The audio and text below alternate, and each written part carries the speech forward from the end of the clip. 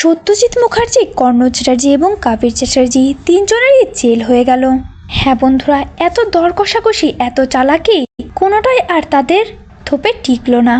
তাদেরকে জেলে যেতেই হলো।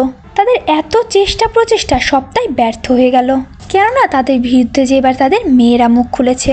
তটিনী গাঙ্গুলি, নন্দিনী মুখার্জি, আয়ুষী মুখার্জি প্রত্যেকেই তাদের কালোবাজারের কথা কোর্টে গিয়ে বলল। আর এত কিছুর পরে তারা আর বাঁচবে কিভাবে, কেননা নিজের মেয়েরাই যে এবার মুখ খুলেছে, সাক্ষী দিয়েছে। ওই বিচিত লাহিড়ী সকলে মিলে তাদের যে নোংরা কাজে যুক্ত, কালোবাজারের সঙ্গে তারা যুক্ত, সেই সবটাই সকলের সামনে চলে এলো।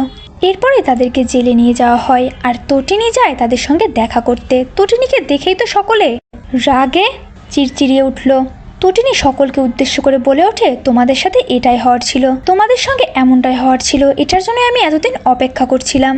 তোমাদেরকে শাস্তি পেতেই হতো। এতদিন তোমরা আইনের চোখে ধুলো দিয়ে তোমাদের এই অপকর্মগুলো চালিয়ে গেছো, তবে অনেক হয়েছে, আর না। সকলেরই পাপের ঘোড়া একদিন ঠিকই পূর্ণ হয়ে যায়।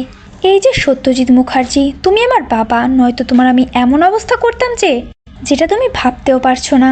আচ্ছা, একটা জিনিস খেয়াল করে দেখো, আয়ুষী সে তো আগে তোমাদের সকলের সঙ্গে ছিল, তোমাদের হয়ে কথা বলতো, তবে এখন আয়ুষীও তোমাদেরকে সহ্য করতে পারছে না। প্রার্থনা সহ বাড়ির সকলেই কিন্তু তোমাদের আসল কথা জানে, তবে কেউই কিন্তু সত্যিটা সকলের সামনে বলছে না।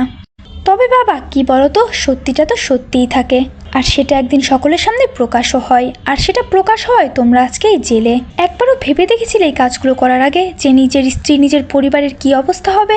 কখনোই ভাবনি তোমরা শুধু ভেবেছো নিজেদের কথা, কি করে সমস্ত মুনাফা লুটবে তোমরা, আর এজন্যই আজকে তোমাদের এমন অবস্থা। হ্যাঁ বন্ধুরা, পরশুরাম আজকের নায়ক ধারাবাহিকের আগামী পর্বগুলোতে আপনারা ঠিক এমনটাই দেখতে পাবেন। চ্যানেলে নতুন হয়ে থাকলে অবশ্যই চ্যানেলটি সাবস্ক্রাইব করতে একদমই ভুলবেন না।